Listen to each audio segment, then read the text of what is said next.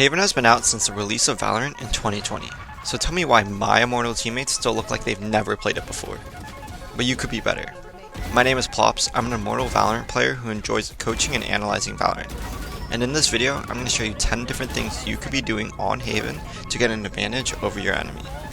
And if you want a personal free VOD review, comment coach and I'll message you about coaching.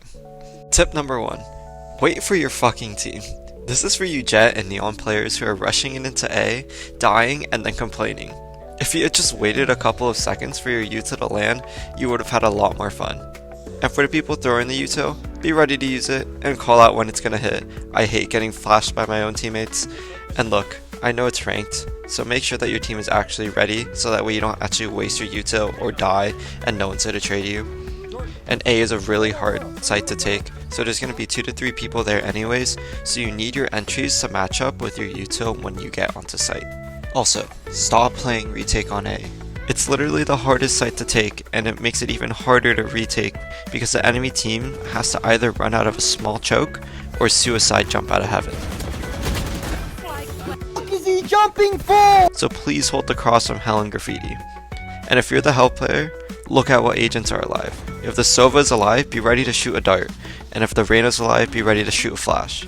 The only times you should be playing off-site is if you have a post-plant ult, it's a 1v1, or if they have a retake ult like Killjoy or Breach. Number 2.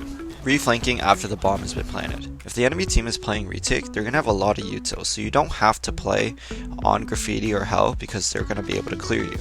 It's definitely worth to re-wrap through mid and try and get behind the enemy team while they're retaking or right before they are. Especially if you don't have someone lurking already, the enemy team might disregard all their flanks because they saw like everyone on a cypher cam. This gives you a very small window in order to get behind the enemy team when they're just focused on retaking. Getting the small window is hard because you don't want to go too fast where the enemy team hears you, but you also don't want to go too slow where the enemy team is able to clear out your entire team before you even get there. Tip 3. Take more control on B. B is a really easy site to take. It's really close and people like to play off-site anyways.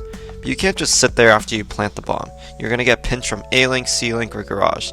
So you need to push or fight something. You need to fight A-Link or retake Garage. That way it pressures the defenders while they're trying to retake and they have a lot less space to work with while they're trying to actually get onto site. Number 4. Garage is your best friend. You should try and take it as much as possible because it's super important. It creates a lot of pressure towards C, it's hard for the enemies to re-clear, and it gives you a really good pivot towards B. You can also hear rotates, pressure them by fighting spawn. It gives you so much versatility throughout the round just for having this one small area. And if you're able to keep Garage after taking C, your team only has to worry about one angle, which is the CT angle, rather than getting pinched from both Garage and spawn. Tip 5. Don't be scared to default the map or throw fakes. Haven is a really attack-sided map because it's so big. If you aren't going to use that to your advantage, you're going to lose. So if your team is struggling to rush, try playing slower. Break the cypher trips around the map, take Garage control, or take A control. The point of defaulting is to figure out what the enemy is doing, create presence around the map, and make the best decision based off the information you get. And even if you're gonna rush somewhere, throw some utils somewhere else just to create pressure so the enemy team can't rotate as freely, and that way less people are going to be on site when you get there. Number 6. Contacting. If you always make noise miles before you get to the site and still wonder how the enemy team always stacks or reads the right site, because you're making loud ass footsteps before you even reach the chokes. If the enemy team is over rotating off sound or using cypher chips to hold C or B, contacting up to these sites and going together as a team gives your attacks so much more explosiveness and an element of surprise that the enemy team is not ready for. So take your time, clear your angles, and don't make noise unless you need to. Tip number 7. Push up on defense. For the same reason why defaulting is so good on attack, the defense needs to counter this by pushing.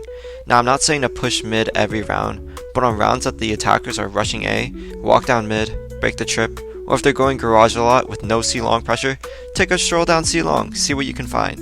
Or my favorite, fight A lobby. If you have a Neon, you can fight E lobby super easily by stunning it with a dart or a smoke, and teams aren't ready for it.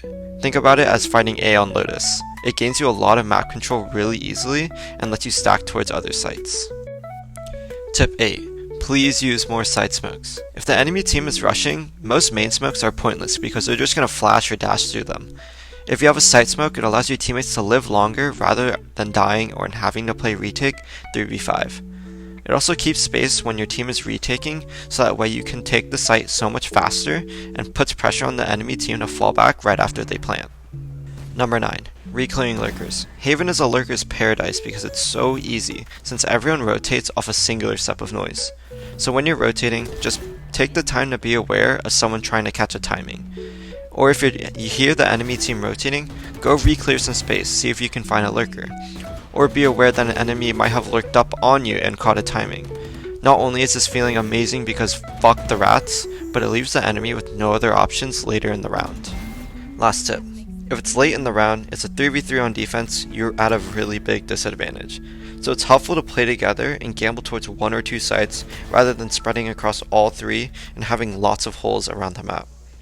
This gives you more of a chance of actually winning the round rather than winning off individual plays.